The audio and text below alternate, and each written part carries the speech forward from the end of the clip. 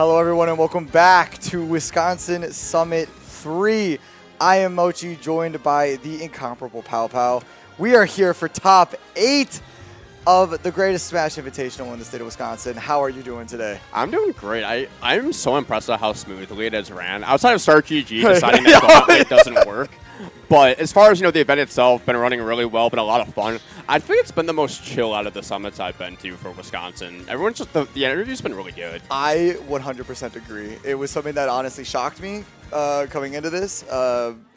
Being a bit of a perfectionist has led me to think that things might not go as perfectly, but when I was met with nothing but incredible vibes and just people being happy to be here, people playing games, and overall positivity, so many anxieties wash away, and we get to just sit down and play this game and watch this game that we love so much. And there's no better way to do that than I'm kind of at a loss for words. It's just been an incredible experience. I think, too, just this new wave that we're currently in of Wisconsin Smash, it's competitive, but I feel like the vibe is a lot more positive. Not that it hasn't been positive in the past, but sometimes there's the salt that can come through. I feel like the salt is less prevalent. People are more so just upset but want to get better. Mm-hmm. And so it just creates even on serious final Sunday, it's still people are chatting it up, watching sets, talking about matchups, and I think it's just been really, really good energy. And as far as this top 8, one of the feel-good stories has been Fuyo making it all the way into that loser side of top 8. Just been fantastic to watch his Pichu throughout the weekend. Dude, tell me about it. I'm a huge Pichu enjoyer. You're a Pichu. I'm a huge Pichu enjoyer, and watching Fuyo, such a great guy, and from running a tournament in which he qualified at all the way out in Eau Claire, Wisconsin, which got rated by Minnesota PR players and still came out on top. Went on Doug Todd at that tournament, by the way. Yes, sir.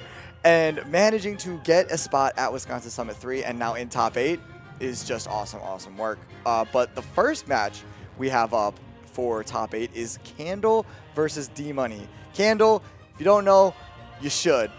Where have you been if you don't? Read a book. Yeah. Open your phone.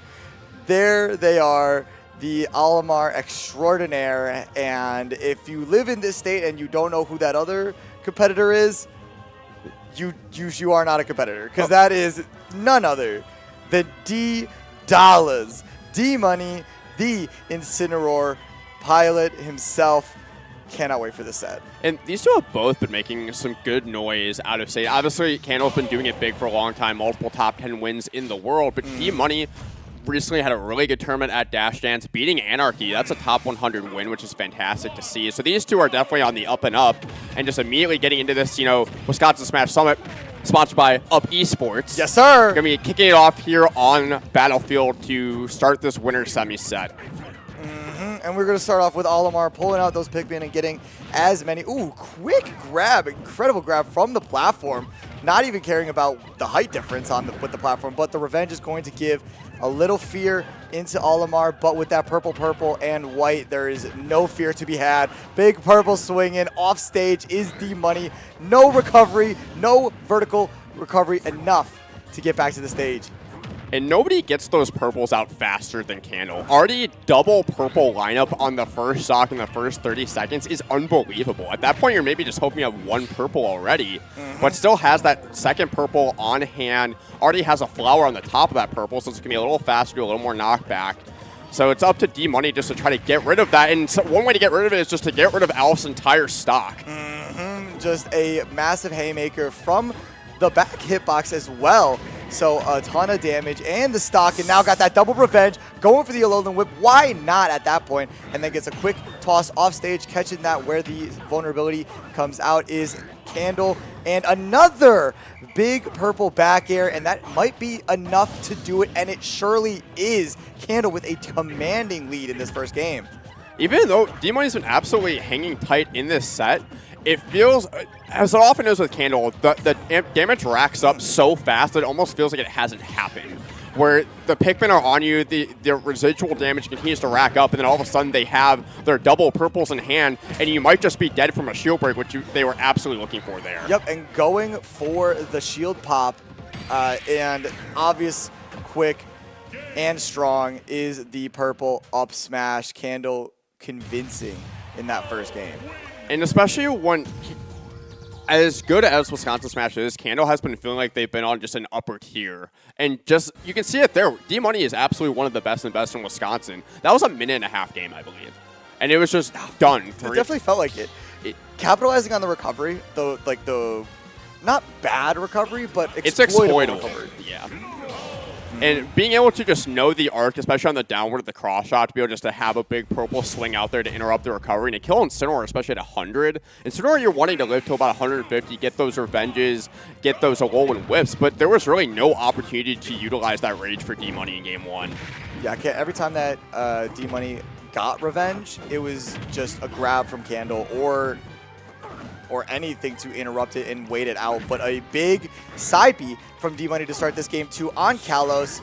Probably going to hear a lot of shout out Kalos for living a little bit longer for D-Money, dying pretty early to a lot of those, to a lot of hits from Candle, but that was more to do with the recovery than anything. And just having those purples on deck, which Candle only has one of right now, down a little bit of percent here. D-Money just trying to keep Candle in disadvantage, which if there's ever going to be a time to make Candle pay and even up this damage, it's going to be on Alf's really exploitable disadvantage state. Absolutely. And holding on to this stock, Candle does a really good job of holding on to the stocks a lot longer. And that's a big difference that I see between top players and like the really top players is how long they hold on to their stocks and how quickly and easily with that back air is an example of how they can take and clean up stocks.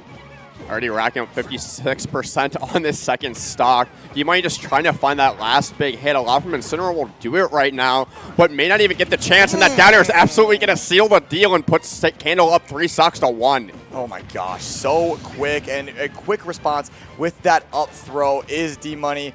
Still an entire stock down, and I don't know if these revenges are going to be doing any good for anyone as long as Candle is running up and grabbing as soon as it hits. I don't know if I've ever seen Revenge look less helpful in a matchup because as soon as you get it, Candle's already on you with that Olimar, that Alf grab that can go. It's the longest in the game if all 3 Pikmin are in hand. So you can play at a range where you're not necessarily threatened by Revenge, even if it's been triggered. So, or you can just beat the bricks off Incineroar and it goes away after, what, like 30, 40%? Yeah. D-Money has not had a chance to do anything. I wouldn't have been surprised to see maybe like a Bowser Jr. switch just to give you a little bit better mobility to interrupt the Pikmin, especially like with the Concar peel outs. But I imagine D-Money's also given that a try at some point. Just feels that Incineroar is the best option, at even being down very convincingly in these first 2 games. Yeah, and when you're getting 50% tossed on you in an instant 78 now, I feel like you're going to go with your most comfortable character, and that's absolutely the Incineroar for D-Money. And anything but comfort. I mean, Revenge up aired the hell out of that Pikmin. So that's a dub. Down 130%. So hey, you can need a little bit more help. And I get it. Where at this point you have to go for those home run swings to try to build some momentum. But if there's someone that's going to be playing around those situations as efficiently and effectively as possible, it is Candle. We were playing friendlies earlier in the day, and they utilized that weakness of Alf having such an exploitable recovery and just getting out of harm's way. And you see it there, just covering the edge guard scenario and getting that cheeky up air just to take the stock. What should have been a negative was a positive there for Candle. Oh my gosh, yeah. And we've been seeing Candle exploit Incineroar's recovery in now 2 or 3 different ways.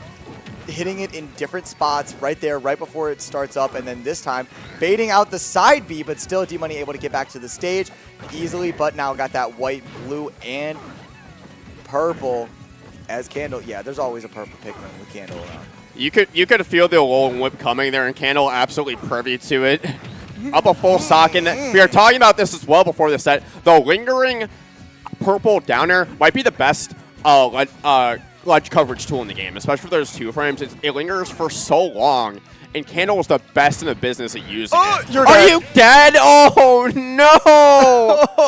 15%! But he lingered off stage just a little bit too long, missed his initial attack trying to cover Candle's recovery, and then gets mad punished for it in the response of a down air yet again. And I see you touching those trophies. We got some, last year we had Crochet Whale trophies sponsored. Shout out to Ruby D, who did a fantastic job on those. And now we got Octopi with the corresponding crown colors and a ribbon.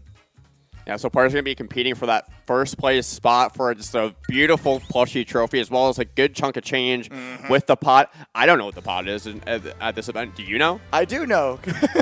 You should. You're the TO. Yeah, it is a good chunk of change. So it is a $1,000 pot total, and that is split amongst all of our top 8 players. Speaking of our top 8 players, we got Candle coming in. Gonna grab the handheld.